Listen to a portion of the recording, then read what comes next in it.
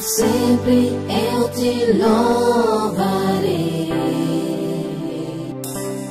cantarei e te adorarei. Minha vida eu te doarei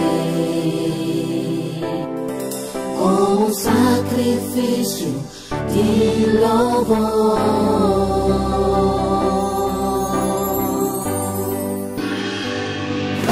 Sempre eu te louvarei,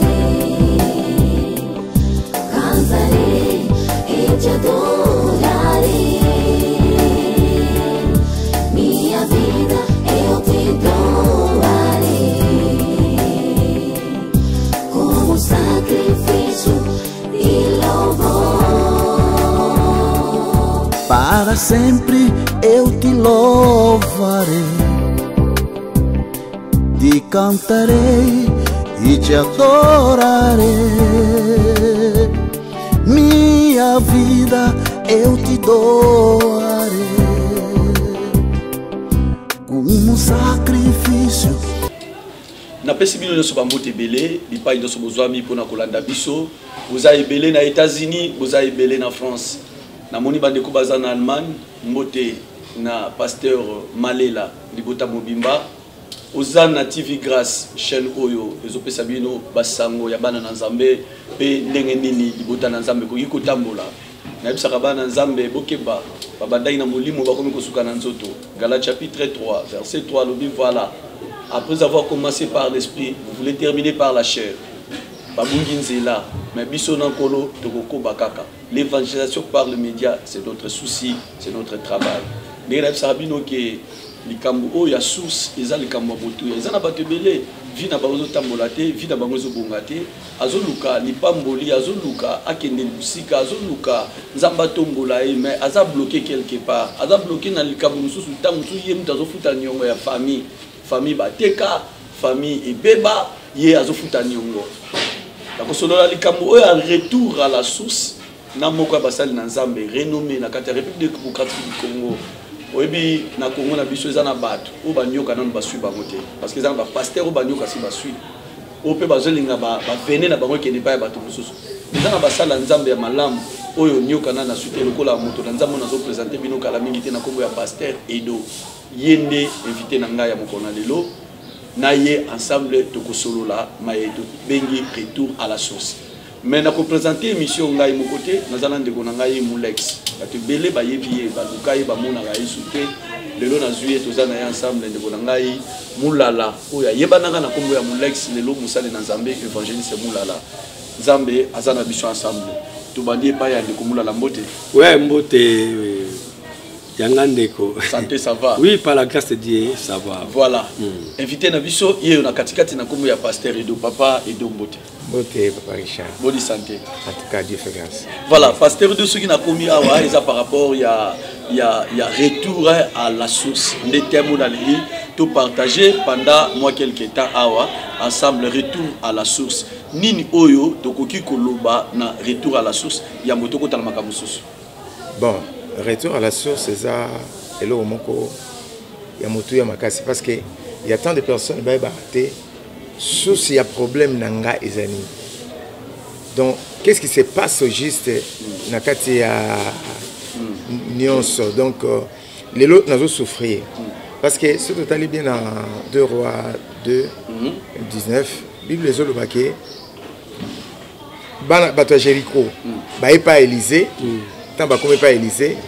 Babi nezomona klima mboka ya kitoko nezomona na misu na yo otali banzete kitoko otali matiti otali pe mai pembe abi mai oyo ozomona kitoko eza bololo malgré ça pembe muza bololo kitoko te abi mabele eza stérile ezobota te de soko loni nguba ezobota te loni bitabe ekobota te rien ne va de eloko moko te ezo simba na kati ya mboko oyo Eli aleka wana babete lisolo te mais ntango Elisa ayaki bayebisi mais monseigneur ndenge ozomona donc bato bakufaka mai oyo ezopesa kufa Eli aleka atika yango atika aleka mais tant Elisa y va expliquer, va présenter cas.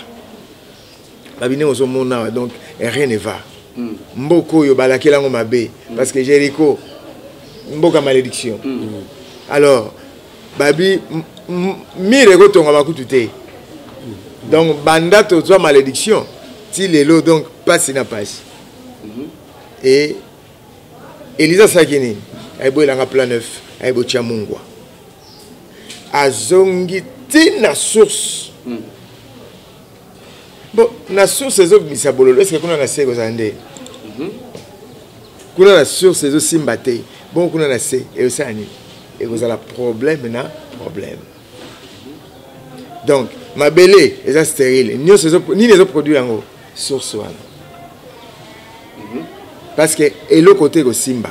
Alors, quand la personne n'arrive pas à comprendre, parce que le problème c'est quoi? C'est l'ignorance. L'ignorance. Et quand il y a l'ignorance, le diable prend l'avantage. Les couleurs à Moutou. Donc, ceux qui s'attendent à Zouaka, avantage de Moutou par ignorance. Oyebité, et l'Oroni est Zoleka. Oyebité, Makamouni est Zoleka. Donc, aux autres Kendeka, au Balbaka Boudiki Boudien, Nazo Sambela, Nana Ministère, ça n'est le mot où tu le bas, pasteur de lobby, Elia Yaka. Mais Atikaka Itawana. Tiamati. Eli Azala pas informé sur le même état à Mokawana. Elia Mati. Vie Azaka de passage. Azaka de passage. Tant qu'on informé, écoute. Exact. Ok. Mais il y a une situation. Mais on a pas situation ça gana gérer. Ezaka Bongo. Il y a une situation. Ok. Mais si le cas au Kende, moi tu as ça loko. Tellement peu informé était malgré y bien l'équipe. Ok. Mais tant que Elisa y est babitin.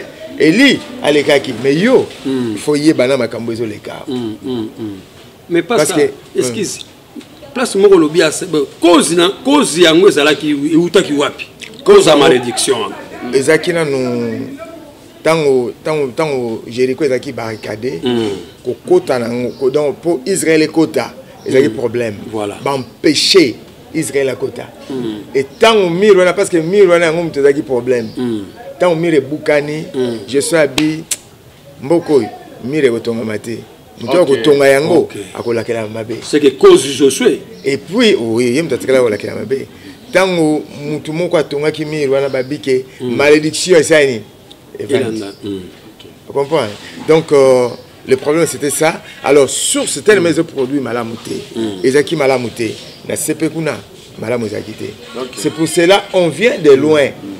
Bible lobby nous sommes d'hier. Nous sommes d'hier, oui. Tu comprends? Ok. Kuna na job que tu as dit banda ko tuna na job 88 banda ko tuna bateau baleka toute expérience. Et toute expérience il y a bateau na bango ya ba père na bango. Ba ko raconter bino. Yé moko nani qui Moïse. Je crois que tu retanga. Moïse. Problème t'es pas. Deutéronome 32. Na 7e verset. Deutéronome 32. Bandeko, nakanisi yo poza na ndako ozwa Bible na yo. Zala lokola ba juif ya Berea. Ngo sala malamu. Deutéronome 32. À partir du verset 7. À partir du verset 7, nous lisons au nom de Jésus. Amen. Rappelle à ton souvenir, non. Rappelle à ton souvenir les anciens jours. Passe en revue les années, génération par génération. Interroge ton père et il te prendra. Tes vieillards et ils te les diront. Ok, je suis au Job. Job. Job 8. Ok, là, Job 8. Job 8. 9, oui, 8e verset. 8, voilà. Job 8, tout tangi. Interroge ceux des générations passées, sois attentif à l'expérience de leur père, car nous sommes d'hier et nous ne savons rien. Nos jours sur la terre ne sont qu'une ombre. Tu vois que c'est la même chose. Oui. Oh Moïse Azoloba, c'est pour cela, moi, nous sommes Israël, tant Azobotama, bête la qui est l'isole, ma cambo et saninele, et les cas. Tu sais, le problème qu'on a maintenant chez nous, c'est quoi? Beta ma solo ya makambo et les cas. Parce que vie, et se dépendre de makambo et ça le passé. Le passé. Ok. La robe est solo moko. Ok. Namboka na biso, bakoko na biso koko na ngaka nganga na biso déjà nganga munene ya suka ngayo ebisanga ime bandeko bazola bona ba nganga ya munene ya suka ya grave moi c'est mobile bon o aboti mama susu banganga mula lozolanda très bien nganga bami tune zali awo sikoyo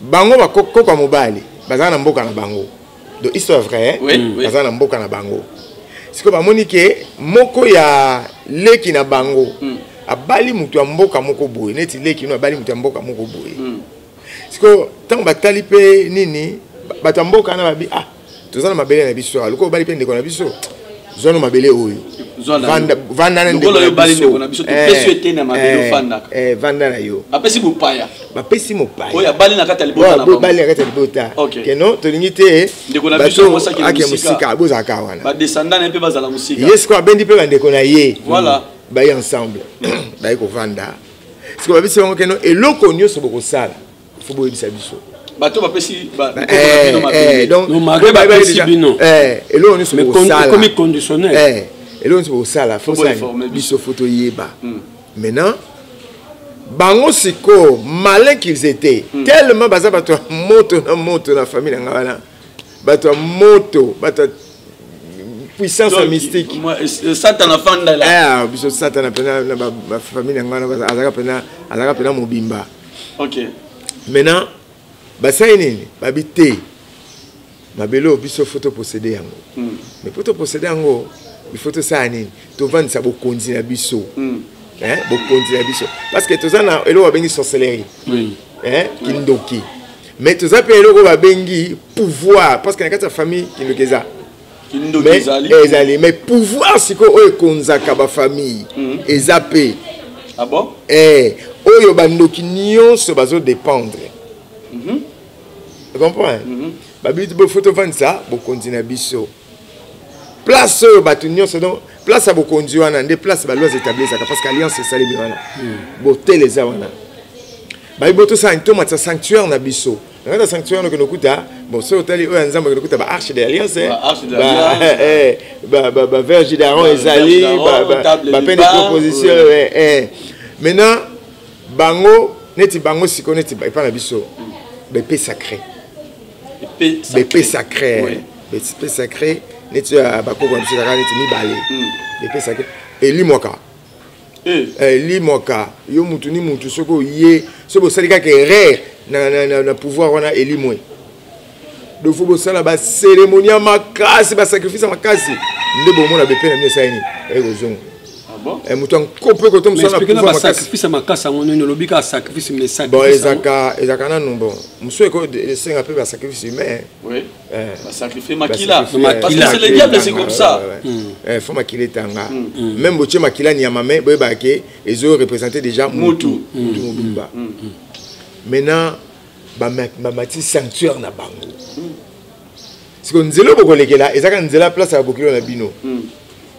siko bango ba utiliser moano ya bango ya famille à l'équipe ka na nzela wana mais po zonga nzela na ezate aluki nzela mususu abeti kontura molai aina sanctuaire tanga kitisi yango kiking ale minduki siko bendo beta pour cérémonie faut minduki beta to si bokonzi pouvoir vendre si bokonzi donc établir pouvoir na bango ouais moi je bako na bino ba surpris te bakoko na biso siko nde bato asala bakoko na bino nde ba ko place ba ko implanter ba ko vendre na mabele ba pesa ki bango tango vendre sika pouvoir na mabele même ya bato ekomi ya bino bato apesa bango mabele batuni mais nini ezolega kuna bio ba vendre pouvoir na bango et là pouvoir na bango evandi le poste à léopard après on dit babylone donc les ustensiles sacrés babylone na bango babylone ko wana ba vendre siko parce que au moni ce que nous oublions c'est quoi il y a des sanctuaires dans nos familles africaines surtout na kata Congo donc na ba banque est-ce que ça na libota oyo les paramètres nini na Congo te ngala ningi to lobela na Congo OK dans ba watu te biso to ba congolais est-ce que to solo na noir parce que donc chaque famille ils ont un représentant dans le monde éternel oui Donc ils ont la famille qui est représentant. Non, ils ont été en tout cas on habitué noir en tout cas ils ont été aux familles ça que non vous avez venu peiner le quoi banane. Au moins bon to le bela c'est papa Jacques Vernon. Papa Jacques Vernon. À la 40e génération il y a pas pasteur la famille naïe. OK. Tu comprends? Même si on a 6e génération. Papa. Donc papa là ceux qui sanctuaire moi ils allaient ba buka. Vous comprenez? Parce que bakoko na nga bakokolo wana ba ya suko buka te. Ba kutaka koko na bango sani. Asa buka déjà buka a baby ça déjà côté voilà. Peut-être bano bakoya simananga nde bango bako continuer sur ce pot ba matisa mais o bako yaka sur na 40e génération na ce qui est sur milieu la té. Donc toi bako yo to bandi ko buka. Ouais, nga toi avant yo. Non, il n'y avait personne na famille comme tel besoin na bongwani. OK papa Edo tozongi Sangwikei so minduki bakolo mabele baye. Donc batuni ni les autres konabi sanctuaire est vendu déjà. Donc moi ils ont souhaité moi peut baya exalté botika bango kaka mais batika na regret mais pas ni ba sauter monsieur ba bisa bango pe na boya bango ba s'imposer na ndenge na bango alors temps ba s'imposer na ndenge na bango bongo il y avait maintenant quoi siko il y a des choses il y a des prix à payer hein il y a des prix à payer bon ça va sacrifice à ma case va sacrifice seulement il y a ma case parce que pour s'imposer ningwana parce que bato peut on a pouvoir na bango bino siko pouvoir na bino s'imposer et dominer siko ya bango et c'est que là où nous sommes venus et sanctuaire na existant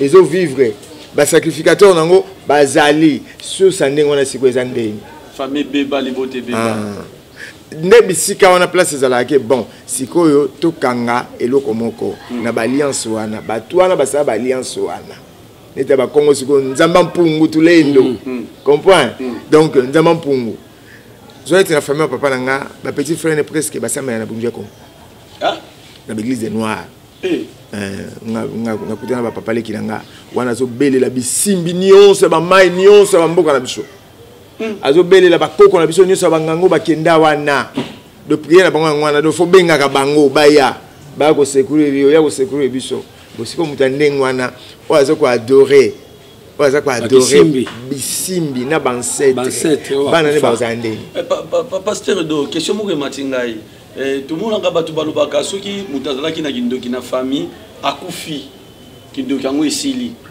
ou bien supposons que mutu moko abebisaki déjà liné moko abebisi génération moko ya lobi ngai bana basi so bana famille aux exemples ba obala te bana mibali so ba oza misala malonga te ya kufi na e mona batu wa mosepela ando ki akufi c'est que maloba na pe kufaka te kufate parce que oya loba ce sont des esprits au basimbi yango ba ben bon esprit familier bango de bato simbi yango bango bazo ko exécuter parce que beza esprit familier mutu ba exécuter ka ba loi et puis sanction et où tu pas na bango le temps au bout qui me beko sanction et koya vous comprenez sanction et koya et là aussi alikam vous comprenez donc tant déjà kuna c'est ba BBC il faut boluka à tout prix délivrance na bino toujours à la famille na bino kasina libota wana ba koko ba BBC qui sorcellerie on ezalaki na kati ya libota na bino lelo boye tango tala yango na biki ba ozwaki temps ko s'informer na famille avant to koma wana mais qu'est-ce qui s'est passé oyo penda bato no tala babi ça c'est vraiment la sorcellerie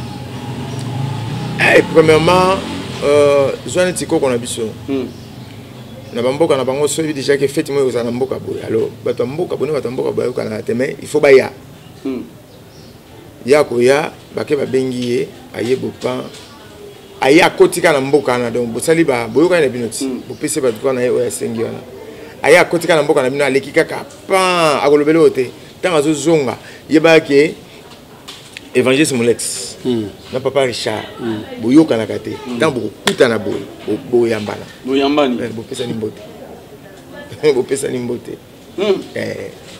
mais boyoka ni mais koyoka na ngo sili bobeba na suite mais réconciliation na eza diabolique eza siko yene mutasali yango ache milimo na ye ya boyoka ni mais c'est que ça la conséquence parce que ça réconciliation mais Il y a paix dans les seigneurs. Il y a paix. Tout ce qui est diabolique, il a toujours des conséquences négatives. Ok.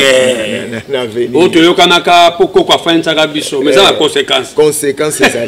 D'ailleurs on va s'abinoter ko boyo kana bosa boté ayeka alika na mboka wana. Yeba ke ma colonie se ko nyata wana.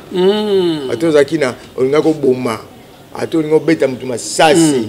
Que nous sommes coutani pour nous mundu qui nous sommes coutani na boma et de so papa kulutu libalo de temps on y ataka kawana makamusina oh papa kulutu bitala bon salibalo ya mutimboka ya bon salibalo bien que bande ko bozo la tabiso bozo comprendre bisika to uti na bisika to zo et passé do souci na biso ezali oh papa kulutu ya bongisi libala ya ki na mboka bongisi libala bazongi pe kimia mais il y a conséquence c'est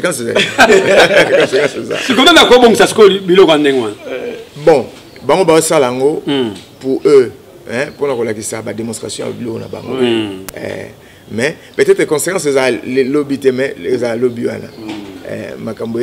Est-ce que à part le Koana, vous avez sous un témoignage, il y a ma belle sous la carte à sorcellerie, il y a famille.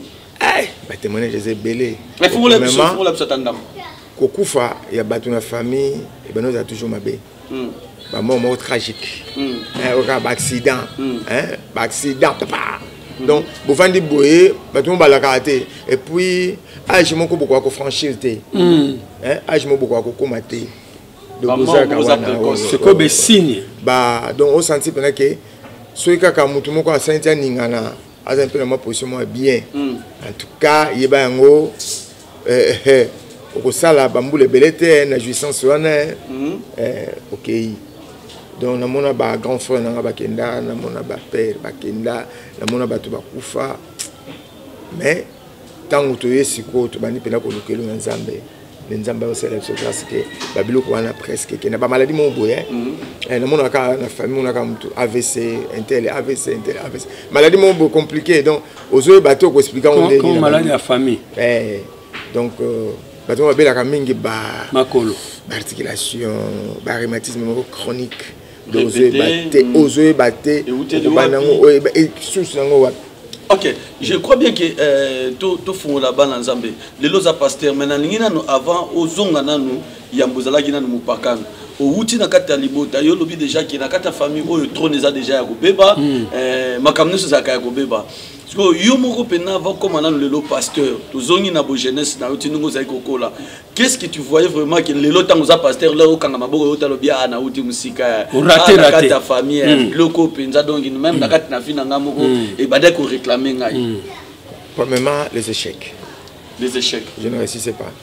Donc nako bana likamona qui est bien mais suka au bloqué ozonga sima donc o babenga ka ozongi na cage de départ donc machine à marche arrière. Est-ce que ba te belé ba Orlando ba vivre vie wana expliquer bango dans machine à marche arrière donc oko bandane tina na 1000 mais suka machine na so ikangi so de ganga quand grand bende ozongi pena na 0 donc na 1 ozaki na ngwe oza suite donc ozongi pena à 0 au mati pena ma bengi mati rien ozongi et puis bêtise n'a pas compliqué mais si tu as bon moi là ok il y a des besoins tableau makamozo bunga voilà tableau makamozo to d'autres appellent bateau tanga 1 2 3 4 5 6 mais yo au moins le côté au tanga bon tanga ni l'autre ce qui mis sur le fond au mona ce va être 1 2 3 4 10 yo so mona m susu 1 wana so mona ngo 1000 donc on va appeler 1000 deux wana so mona ngo ce qui 300. Ce qui est si na ba échec qui peut ma classe. Ouais, ben cinéma malgré nazaki un peu moi maïle. Malgré maïle na yo mais le diable te combattait par rapport ya ba biloko ezana kata famille. Bon moi siko na entourage nous nous za ko fanda et ça peut Kianke. La c'est une question. Et pour la Kianke. Nazaka moteki diamba. Pour moteki diamba. Tu as la nganda. Moni rond-point. Oui. Yanke nyonso bima na rond-point. Yanke nyonso na ba yanko bazaka na makala ba yanke nyonso o abima na rond-point. Le ba mikolo. Le ba mikolo. Mais o bazala o abosana nga jate. O pena yebaka te ko yanke moteki diamba. Mais ba no na ndako. Donc 5 heures déjà ngande fungwami. Ngande fungwami.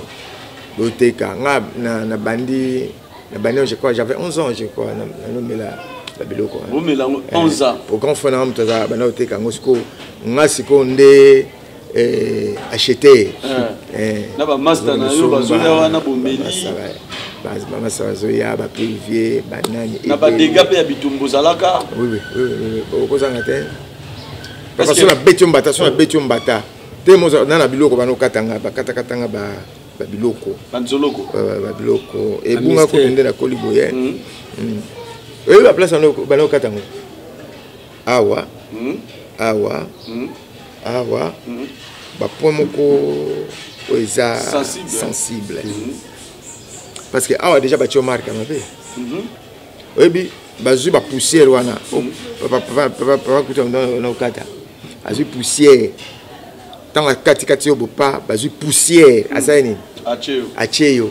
Apakoli ba place wana. Poussière onini.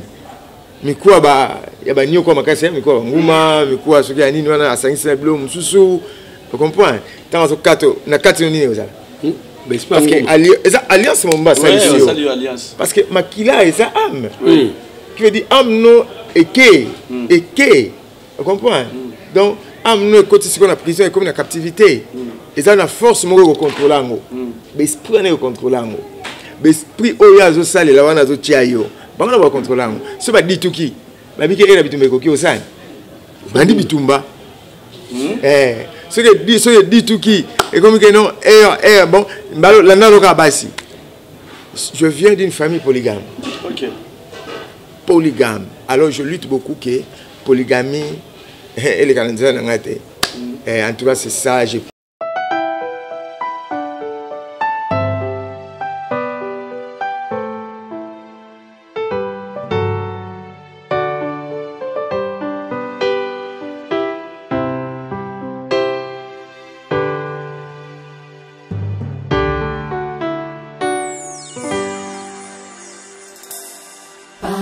sempre eu te louvarei, cantarei e te adorarei. Minha vida eu te doarei com um sacrifício de louvor.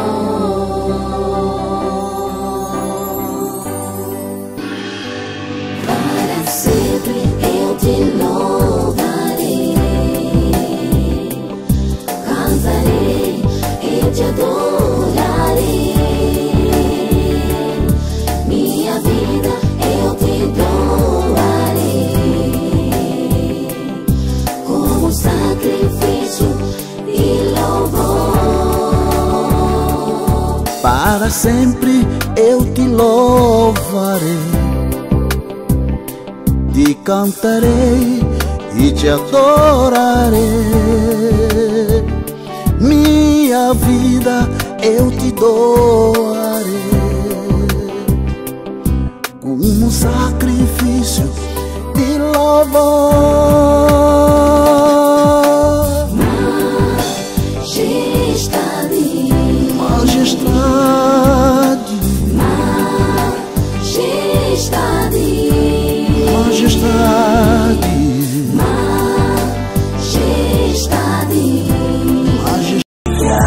Nafukameli yo Yahweh, Papa na ngai, Muli mwanange kanga mini